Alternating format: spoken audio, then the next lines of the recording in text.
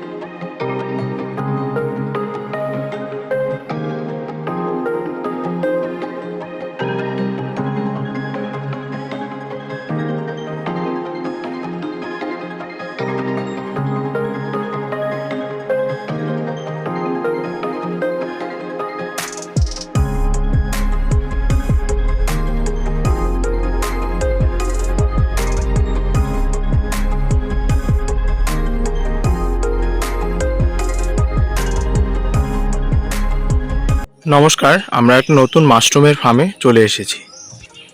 মাশরুমের ফার্মটি যে তৈরি করেছে তার সঙ্গে কথা বলে নেব। নমস্কার দাদা, আপনার নাম? নমস্কার, আমার নাম প্রবীণ বর্মন। আপনার জায়গাটার নাম? পশ্চিমবঙ্গ কোচবিহার জেলার শীতলকুচি ব্লকে একটা গ্রামে আমাদের। আর প্রত্যন্ত গ্রামের ভেতরে ওনার বাড়ি। আচ্ছা, দূরে করে বলবো। আচ্ছা, আপনি মাশরুম চাষ কতদিন ধরে করছেন? নতুন চালু করছি আর করবো, মানে জীবনে প্রথমবার শুরু করেছেন না? প্রথমবার শুরু করছি আর। এই যে মাশরুম চাষ আপনি কার উদ্যোগে বা কার সাহায্যে শুরু করছেন?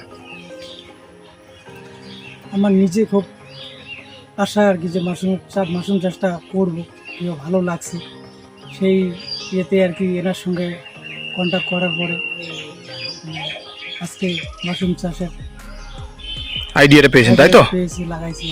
তার মানে উনি আপনাকে সাহায্য করছেন। এর আগে আপনি কি কাজ করতেন? আমি ছিলাম বাইরে ইনফলে পেন্টিংয়ের কাজ করতাম। আচ্ছা, মণিপুরে। এত কাজ থাকতে আপনি মাশরুম চাষকে কেন বেছে নিলেন? আমার ভালো লাগছে, মাশরুম চাষ করবো তাই। আচ্ছা, মাশরুম নিয়ে আপনার ভবিষ্যতে কি পরিকল্পনা রয়েছে? মাশরুম চাষ করব কি, মানে আমার প্লেস ভালো আছে, তাই মনে করো ভালো হয়, রেজাল্ট আসে আর কি। পরবর্তীতে আরও ভালো করার চেষ্টা আছে, বেশি করে করবো, আচ্ছা, যাতে করে আমাদের আর বাইরে বাইরে যেতে লাগে না। বাহ, খুবই ভালো চিন্তা ভাবনা। এখন কথা বলে নিচ্ছি ট্রেনার নবজিৎ সাহার সাথে। নমস্কার, আমি নবজিৎ সাহা। আজকে আবারও এলাম নতুন একটি মাশরুমের ফার্ম তৈরি করে দেওয়ার জন্য এই দাদার বাড়িতে। দাদার নাম হচ্ছে প্রবীণ বর্মন। দাদার অ্যাড্রেসটা হচ্ছে পশ্চিমবঙ্গের কোচবিহার জেলার শীতলকুচি ব্লকের প্রত্যন্ত একটি গ্রামের ভেতরে এমন একটি জায়গার মধ্যে দাদার বাড়ি, যেখানে 99% লোকের জীবিকা হচ্ছে কৃষিকাজ। চতুর্দিকে জমি জায়গা রয়েছে, ধান থেকে শুরু করে, পাট থেকে শুরু করে, ভুট্টা থেকে শুরু করে সবাই শুধু কৃষিকাজের সঙ্গেই যুক্ত। তারা কৃষিকাজ ছাড়া আর কিছুই করে না। আর বাকি 1% লোকের জীবিকা হচ্ছে বিদেশ খাটা, গ্রাম বাংলায় যাকে বলা হয়। ভারতবর্ষের বিভিন্ন রাজ্যে গিয়ে সেখানে পরিযায়ী শ্রমিক হিসেবে কাজ করে। দাদাও একজন বাইরে কাজ করেছিল, আমাদের আসাম ছেড়ে একটি অন্য স্টেট মণিপুর, দাদা বললো ইম্পালে, সেখানে প্রিন্টিংয়ের কাজ করত। দাদার বাড়িতে দাদার বয়স্ক বাবা মা রয়েছে, বৃদ্ধ বাবা মা, দাদার ওয়াইফ রয়েছে, বাচ্চা কাচ্চা রয়েছে। তাদের ছেড়ে, পরিবারকে ছেড়ে বাইরে গিয়ে থেকে ইনকাম করা কতটা কষ্টের শুধু তারাই জানে, যারা বাইরে গিয়ে কাজ করে ইনকাম করে। এবং দাদা দেখেছে এইভাবে বাইরে গিয়ে কাজ করে জীবনে চলা যাবে না। ইনকাম হয় ঠিকই, কিন্তু পরিবারকে সাথে না পেলে জীবনে সুখ সমৃদ্ধি বলে কিছু থাকে না।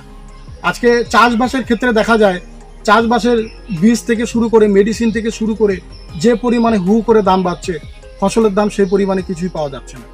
আজকে চাষের মধ্যে প্রাকৃতিক দুর্যোগের কারণে, অতি খরা, বন্যা, বৃষ্টি বা জলের কারণে ফসলও নষ্ট হয়ে যাচ্ছে। আজকে চাষবাস করেও লোকের সেরকম পরিমাণে লাভ হচ্ছে না। আজকে বাইরে গিয়ে থাকা লোকের সমস্যা হয়ে যাচ্ছে। আজকে কি করবে দাদা, তো ভাবতে ভাবতে প্রায় দিশাহারা হয়ে পড়েছে যে বাড়ি থেকেই আমি কিছু করতে চাই, বাড়ি থেকেই কিছু করতে হবে আমাকে, বাড়িতে থেকেই কিছু ইনকামের মাধ্যমে নিজের পরিবারকে চালাতে হবে। এখন একটা মুরগির ফার্ম যদি দিতে যায়, মুরগির ফার্ম দিতে গেলে 1 থেকে 2 লাখ টাকা ঘর বানাতেই চলে যায়।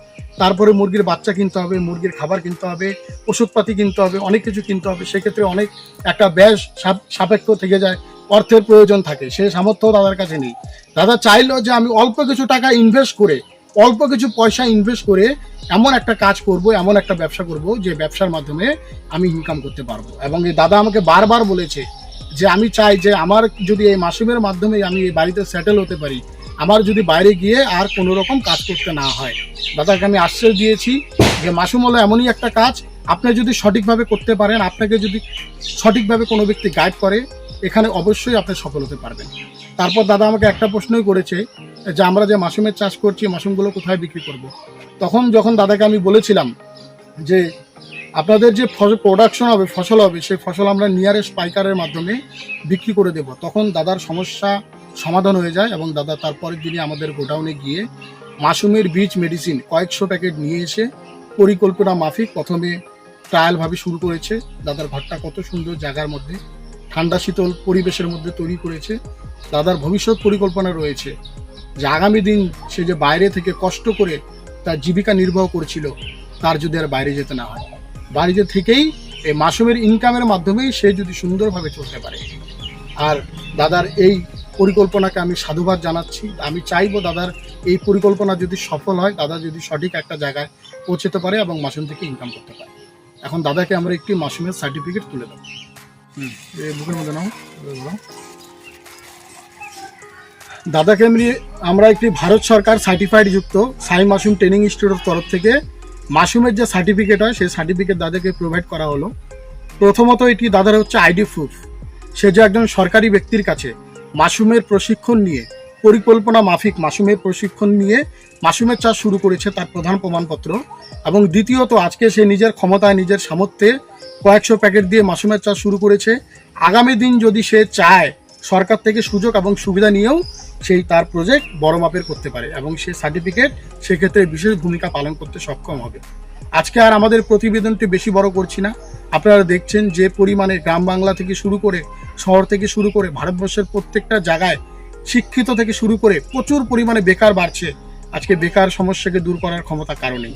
নিজের বেকার সমস্যা নিজেকেই দূর করতে হবে সঠিক চিন্তাধারার মাধ্যমে, সঠিক কাজের মাধ্যমে। আজকে আমরা এই প্রতিবেদন আর বেশি দীর্ঘায়িত না করে আমাদের প্রতিবেদন আমরা এখানে সমাপ্ত করছি। আপনারা সবাই ভালো থাকবেন, সুস্থ থাকবেন। সকলকে ধন্যবাদ জানিয়ে আজকের আমাদের প্রতিবেদন আমরা এখানে সমাপ্ত করছি।